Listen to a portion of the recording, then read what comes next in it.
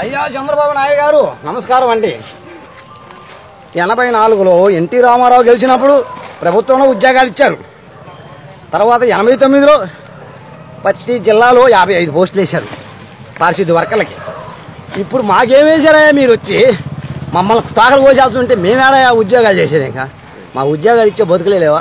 35 సంవత్సరాల నుంచి చేస్తున్నామండి. ఇప్పటికే 2000 పింఛను పెంచారు. 35 సంవత్సరాల నుంచి చేస్తుంటే పర్మిట్ లేకుండా ఎదుగు లేకుండా బతుకు లేకుండా బ్రిటిష్ ప్రభుత్వం ఉండింది. వాళ్ళు ఉద్యోగాలు ఇచ్చారా? అప్పుడు ప్రభుత్వ నష్టం వచ్చిందా? రామారావు గారు మందు తీసేశారు. మీరు మద్యపానం నిషేధం పెట్టి మళ్ళీ పెట్టారు. జనాలను ముంచారు. రేపు మీకు ఓట్లు ఎవరు వేస్తారండి?